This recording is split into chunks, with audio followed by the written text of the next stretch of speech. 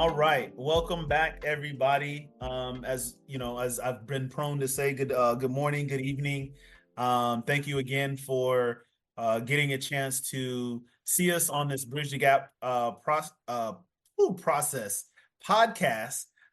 You could tell we do this at night because it's the end of the day, so my words are getting slurred together. But we're excited this time. We've obviously got a chance to tell you a little bit about us, tell you about some of our bridging the gap stories, and what kind of got us to where we are today. But we're actually happy today on this episode to get a chance to hear from a special guest. As if you notice, we do have four people on the screen today, and the man doesn't really need a lot of introductions, and everything else. He's living life right now, and it actually kind of goes in hand with what our topic will be today. But before I talk about the topic, I just wanted to introduce our guest for this episode, and it is none other than Mr. Jared Lewis.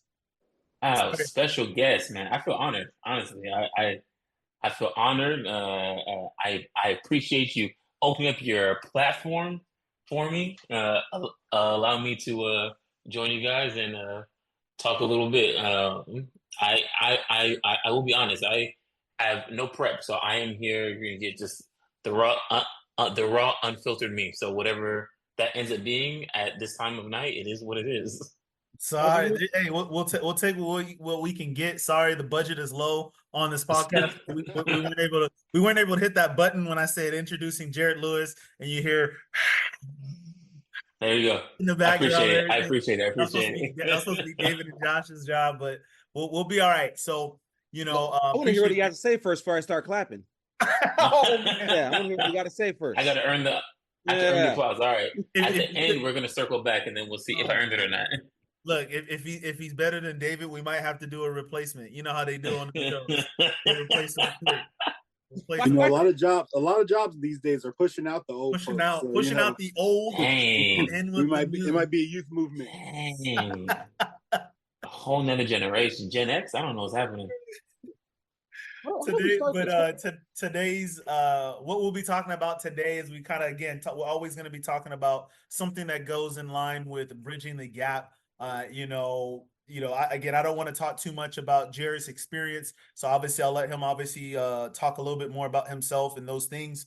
But really, we're going to be talking about is defining success.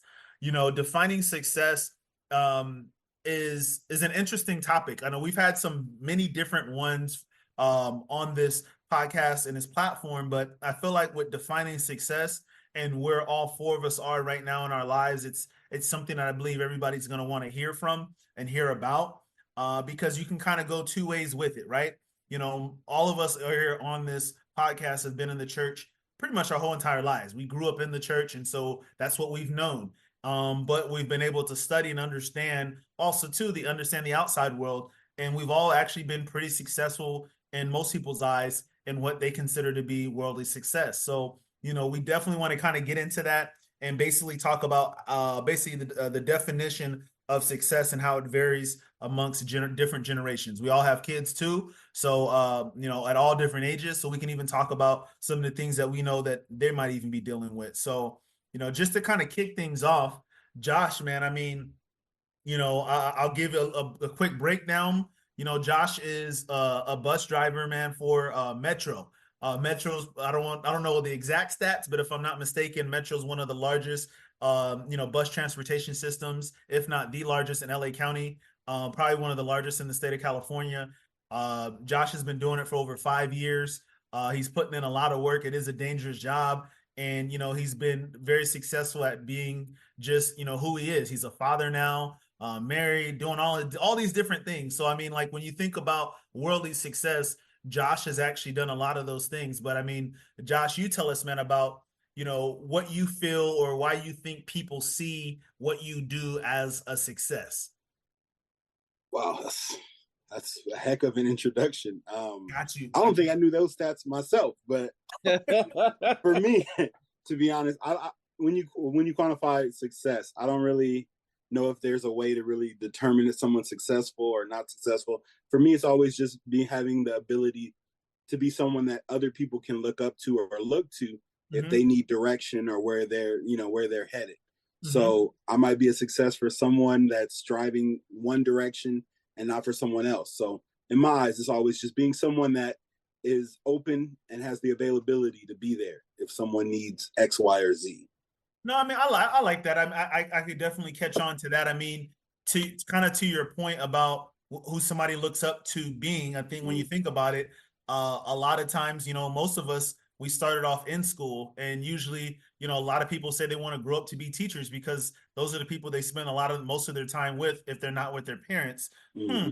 Oddly enough, we actually do have a teacher of the bunch, which Man, happens to be Segway King.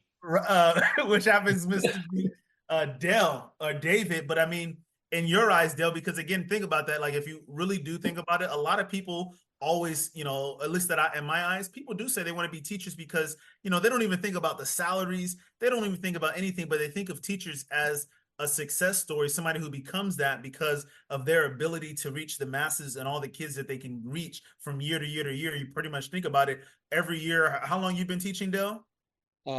Man, full time, 5 years. 5 years, but in terms of in general, like even as a sub. Even as a sub and all that stuff, 9 years. So I mean, if you were teaching, each class has got at least 20 kids in there. That means that you've pretty much almost taught potentially over 200 people in a 10-year period that you've gotten a chance to obviously influence. And some people see that as a success. So I mean, talk to me about.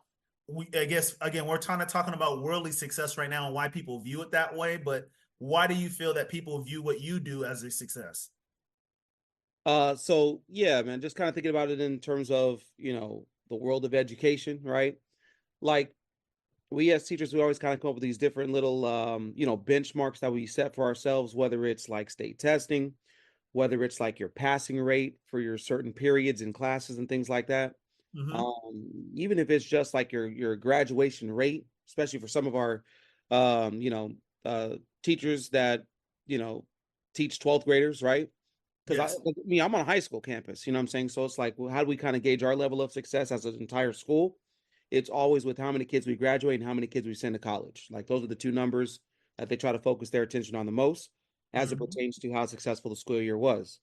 But then the funny thing is, it's different if you ask the state of California what makes our students successful.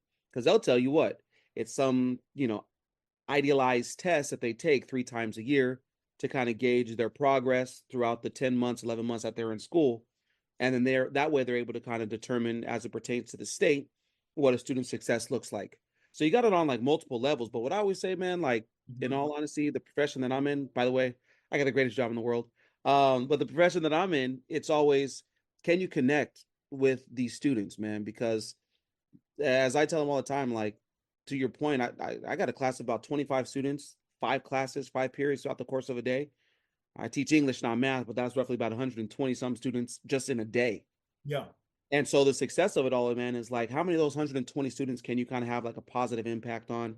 How many of those 120 students can you actually, get them to engage and, be okay with being at school, right? The social aspect of it, the learning aspect of it, just wanting to come to school, wanting to come to class type of a thing. So, like, I just think that whether you're talking about the state, whether you're talking about the school as a whole, whether you're talking about Mm-hmm. teachers individually, success looks so different to different people, but it all kind of comes down to, basically like, how do you quantify? How do you like put it into numbers, right? No, I hear, yeah, because I think you're right. Because obviously, when people think of success, that's usually what they're thinking about is how many. It's how many, whether it's people, dollars, connections, whatever it might be. It's always about how many.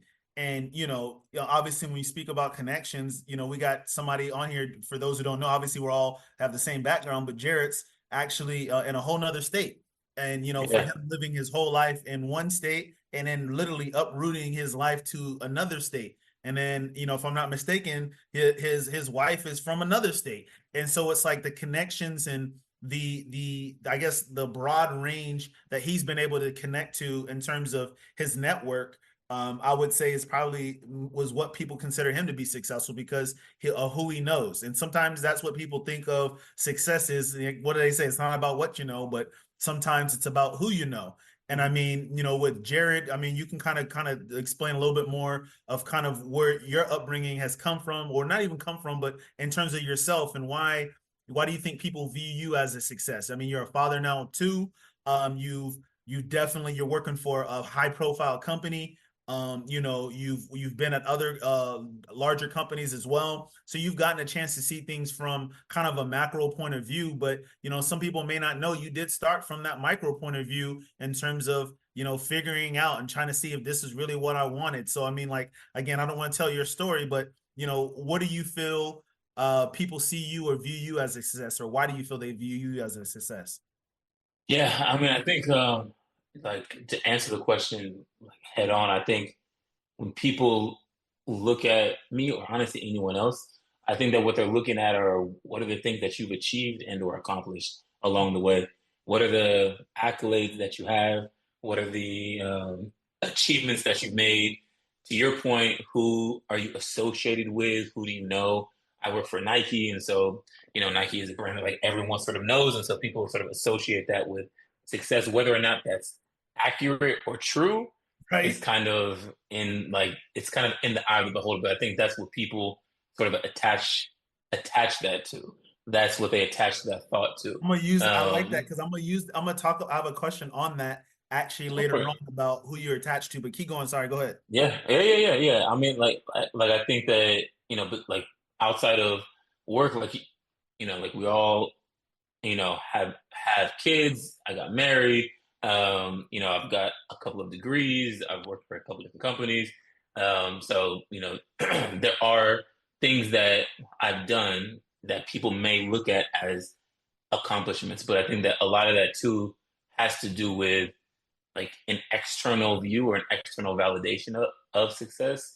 And that's how people view it. Whether or not I view it as success is like a different question. But I Mm-hmm. think that's what people may look at for success. On one hand, like on the Yeah, worldly hand, on Mhm. the spiritual hand, people may think like a whole different thing, right? Like I know. you I believe agree. in it. I, So I think you're right because I mean, if you think about it, and I was gonna kind of go, that was gonna good segue into what I was gonna ask, at least talk about next, is that most people in the church, you know, they view things a little different because it's like I used to always say this. It's like when you go to church, it feels like people they literally detach themselves from wherever they were before, and they feel like they're literally in a whole nother place. Obviously, as we all understand that literally the church is just a building. It literally is just a building. It's not necessarily like the most important part of everything that we do as Christians. However, it has this weird power, so to speak, or weird aura to some people that the moment they walk through those doors, that they're a different person. And so, like when you're in church, I guess when we think about how people view us, I mean, Josh, what do you think? What somebody who's in church, how do you think that they view a successful person, male or female? What do you think that they view a successful person as in church? I mean, I think it's so there's two different aspects, right? I think the I guess worldly carnal side is like what it's always like what can you do for me? So it's very much like who can speak, who can do X, Y, and Z, who can preach, who can read their Bible this way, who dresses sharp that way. So sometimes that gets viewed as, oh, that's success. That brother right there with the big Bible on his arm, that got Stacey those Adams on. shiny shoes, And the you Stacey know, Adams. Yeah. and his Oh prayer man, is right? 30 minutes long, that brother's successful. So sometimes we look at Oh, it that way and okay. I it mean, gets what do you skewed think? in a way. So Dale, but what do you think, or Jared, like either one, but like again, like I said, you think about it, people walk into the church, and again, when you talk to people at church, you like, it's unfortunate, but sometimes that's how it is. They're different, saying they're completely different, and so they view things differently a little bit. And you have your old school Christians, you have your new school Christians. So, like, what do you guys think people view somebody when you're in church and people are looking amongst people? What are they looking for in terms of success? Or I know it's hard to use the word success and church at the same time, but what do you think that they view success as? I think it has to do with like where a person is at on their spiritual maturity curve. Okay, Mhm. what do you mean Because by that? What do you mean? What do you mean by that? so like everyone goes through a process of spiritual maturity. Mm-hmm. We all like I know you guys for a long time, everyone here. And so I know personally that everyone has gone through a spiritual maturity hard, right? We got stories too, Jared. Hold up, we got some stories too. Oh, here That's we fine. go. Listen. I'm gonna toss myself in there as well, right? But everyone has gone through a phase of becoming either more serious or more knowledgeable or growth and development in their spiritual journey. And Mhm. so I think as they move along that curve and along that scale, eventually, I think success moves away from what someone views that you have or that you've done or etc. And I think ultimately for the Christian, like success should be the same thing for every single person.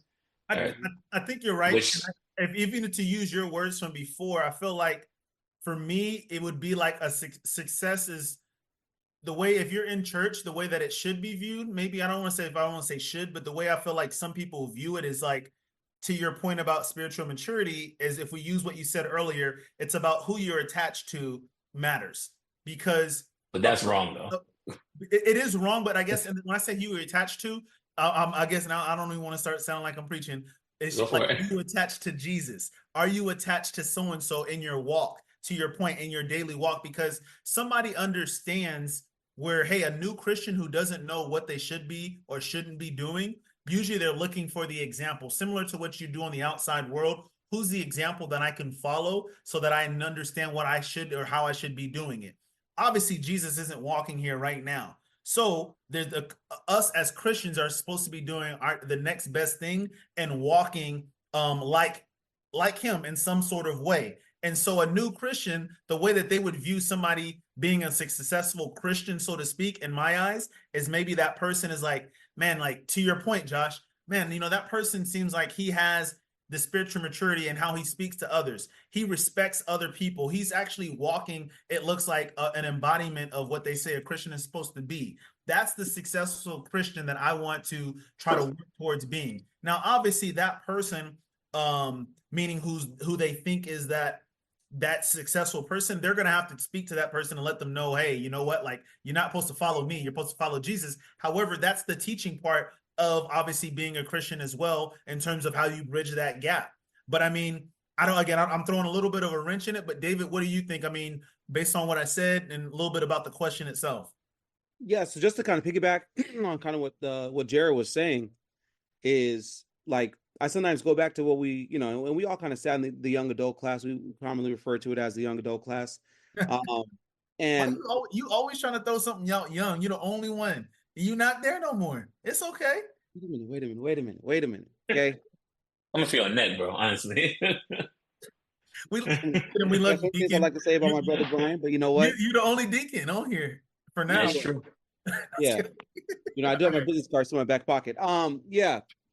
But what I was going to say was we kind of looked at it as, what kind of is the purpose of the church itself, right? Mm-hmm. And I think this what kind of Jared was starting to get at was talking about spiritual maturity. It's like when we kind of gauge levels of success, we think about, if we have two real missions, right, which are number one is to, preach the gospel of Christ to the entire world, try to have some influence on that, right? Mm-hmm. But then the second aspect of it is how to keep the saved. You know what I'm saying? And so we kind of look at, if we're looking at individuals or if we're looking at the church as a collective whole, it's, how close do we come to reaching those goals, right? Whether it's every day, whether it's, quarterly, monthly, yearly, whatever the case might be. So our level of success really on that spiritual maturity spectrum, right, is that we start at one point, but it's with the intent that we're going to grow and develop and continue to mature and work through that process of preaching and spreading the gospel and doing everything we can to keep the saved. I have a question. Go ahead. I'm gonna toss it back to David, I think.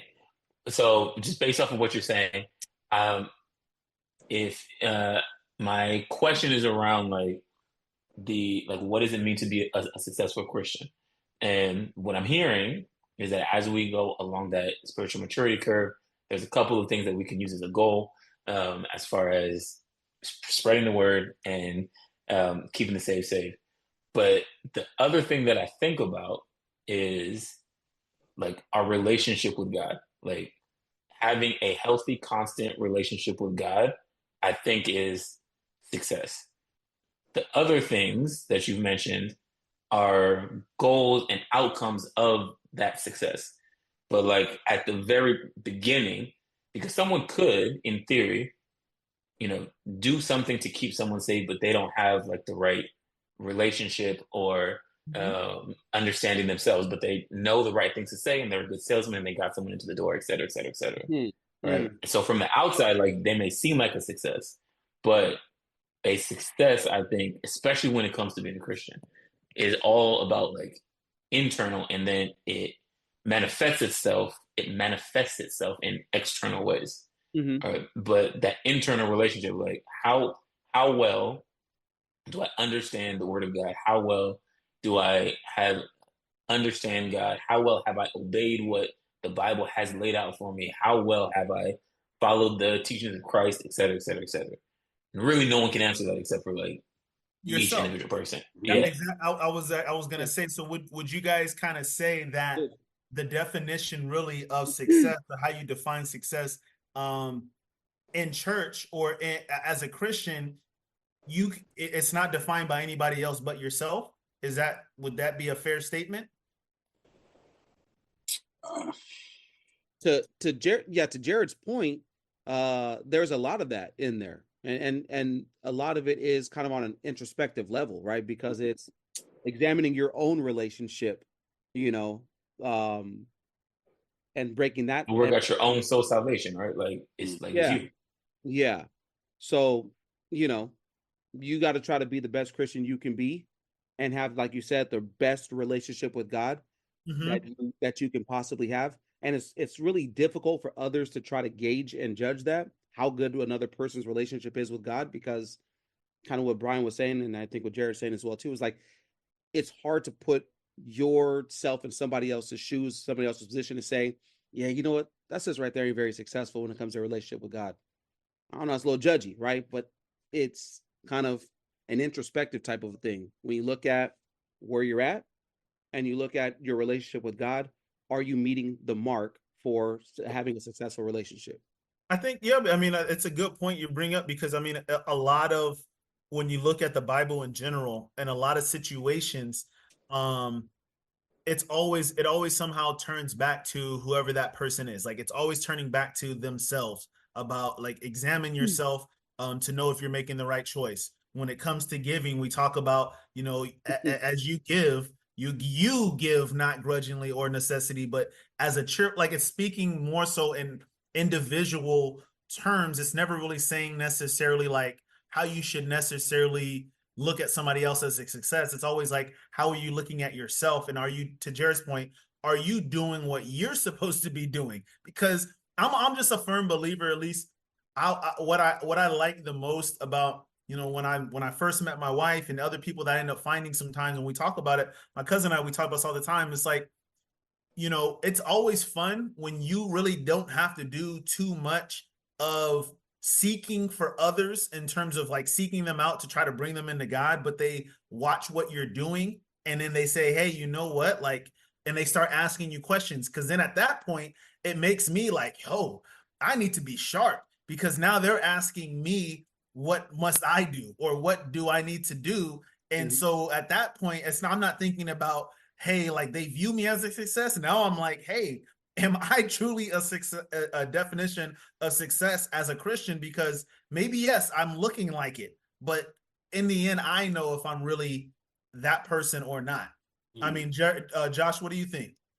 No, I agree. I agree with what you're saying. Oh, you can't just say that, man. Look at you. I agree. You guys making great points, man. I'm soaking it all in right now. Oh, man. Go ahead. Go ahead.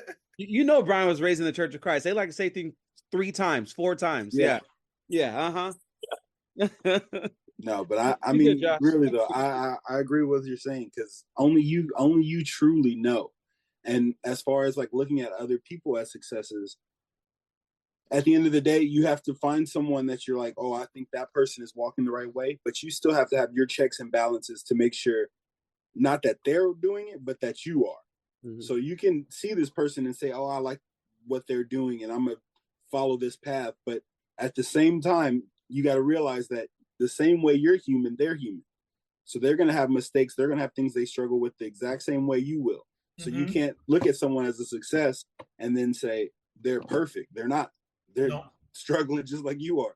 But what they're doing is striving. So if you're striving as well, you have your own sets of checks and balances that you run through your mind, and you're like, okay, this is where I'm measuring up myself, and not worrying about if someone else is measuring up.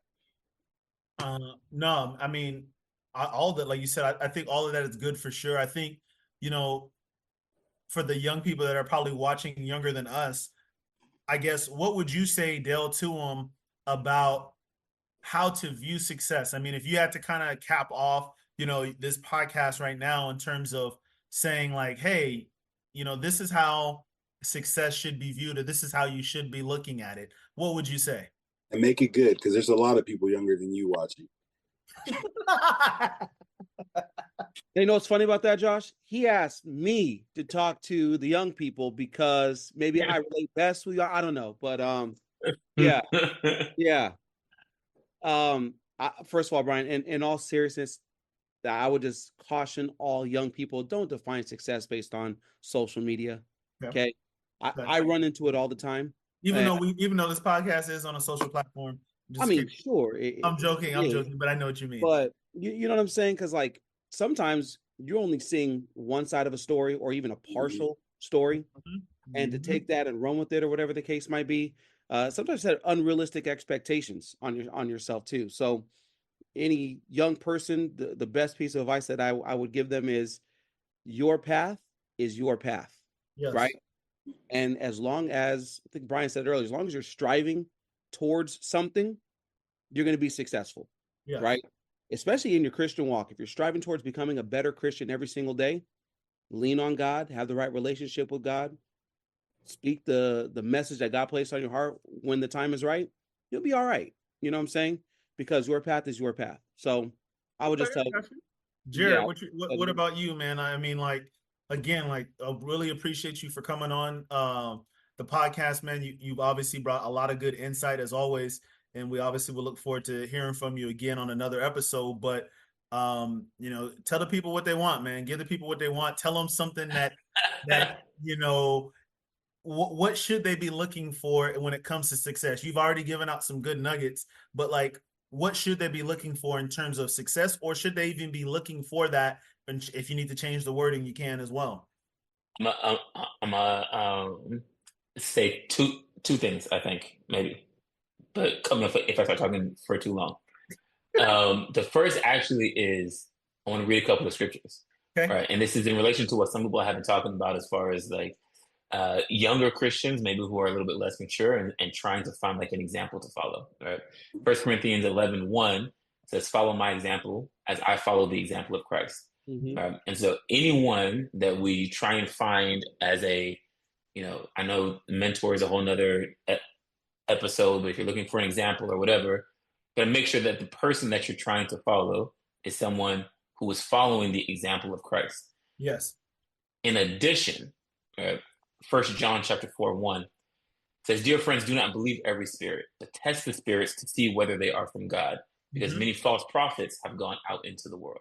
And so when we think about not only finding someone who is following the example of Christ, you can't just take their word at it, right?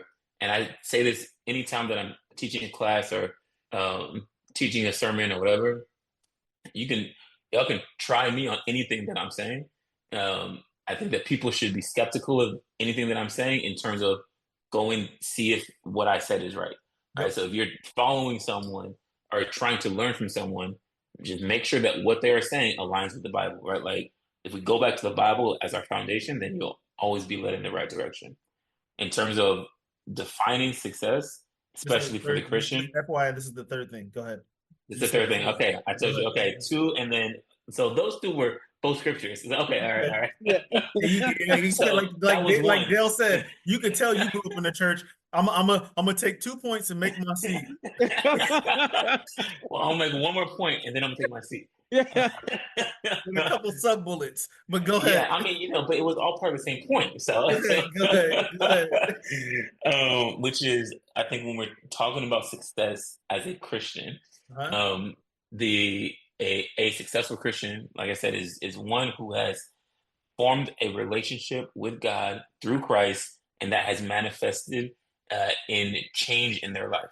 All right. Okay. And so what you used to do, you don't do. How you used to think, you don't think. What you used to say, you don't say. How you used to live your life, you don't live your life that way anymore. And that's through the relationship that you have created with God through Christ. And that, I think if we can do that, obviously you have to self-reflect, then you have successfully followed Christ. And then just do it every single day.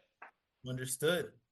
Josh, man, I mean, finish us up with something strong. I mean, I know you have to go after Jared, my fault, man, but you guys are setting me up for failure over here. Hey, got it, bro. Hey, but you're the Honestly, youngest one. You're the youngest one, so Am man, I? you coming with that fire. No, you coming with that fire, man. So As the Come on, baby Gen of the Z. group. right. Come on, Gen Z. Go ahead. So tell us, obviously, again, I'll just remind you again, we're obviously talking about the podcast is called Bridging the Gap. You know, this episode is called Defining Success. You know, when those people who are out there listening to this episode, what's the last thing you want them to hear to understand what we're really talking about when we talk about defining success as a Christian? I mean, I'm gonna just honestly piggyback off everything you guys have said. I agree with all of what you said, but to me, the biggest thing as well is just, every bridge, even once it gets built, needs to be maintained. There's maintenance that goes on.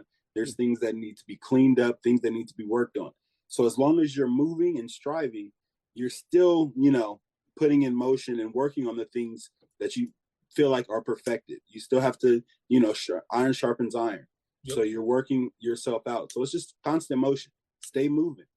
There's no point of success where you stop and say, I'm a success, I'm done. No. True. It's work, and you got to continue to work from the beginning to the end, because that bridge needs to be worked on, or else it's going to fall apart. And then ain't nobody else going to be able to cross it again. No, I mean, I think that's a good perspective, because like you said, we talk about this podcast and why we wanted to get it started. And, when you talk about bridging the gap, you want to make sure, like you said, we do actually bridge that gap, make sure it's strong enough for others to be able to pass through, but more so to Jared's point as well, that we just more so do it for ourselves. I mean, I really like what you said before. So you're talking now about doing it for ourselves, and that it's ourselves that we want to make sure that we continue to work on. And, I think as a group, I'm excited to be able to say that, hey, you know what, like you said, Jared, all four of us who's grown up in the church, we are able to see that God has manifested in our lives and being able to change our thought process from when we were younger to where we are today, to be able to lead families, to be able to help be leaders of men and women, and to be able to help be leaders of the church, which is most important. And so I feel that, again, when it comes to defining success, as you mentioned, Dell, don't necessarily just look at us, look at your inward self, figure out what you can do better, figure out exactly what areas that you can improve, because one day somebody will be looking at you and you'll be able to give this same message to them. So I think when it comes to that, this has been an excellent episode. Defining success. This is awesome. Like I said, I'm proud to just be on this podcast with you four. Looking forward to many more episodes, and obviously, Jared, we'll look forward to get you back as well. Thanks for making time. I know the baby sleep. Nah, all that she's good crying, stuff. but it's all right. Oh man, leaving them You got to go. we know Dale's family out there probably just watching movies, waiting on you to get in there. He should be asleep by now, bro. Nah, Donovan in there with his army mask, probably right. army crawling through the house and whatnot. That dude, man, he got forever energy. But again, this has been a great episode, defining success. We're looking forward to the next. Catch us on the next one. All right, let's give it up for Jared. Let's give it up for Jared. Give it up for Jared. All right. Thank you. Okay, so there you go. Okay, he so earned his applause. He earned his applause. So I earned that applause. I appreciate that. I wanted to add one more thing. I guess I am raised in the church. Just last scripture, based off of what Josh was saying. Okay, right. Go ahead. Philippians 3:13 through 14, right? Because he was talking about constant movement. Yes. Right? Let Brian quote it. Go ahead, brother. Go ahead. No. Stop it. If he said 4:13, it'd be different. But Philippians 3:13 through 14, brethren. He went a chapter back. Go ahead. I did. I mean, context, right? It says, brethren, I count not myself to have apprehended, but the one thing that I do, forgetting those things which are behind and reaching forth unto those things which are before, I press toward the mark for the prize of the high calling of God in Christ Jesus. So just like Josh was saying, I count not myself to have apprehended. I haven't gotten to that place of success, but I continue to strive forward. Yeah. And that's the last thing that I gotta say. Awesome. Beautiful.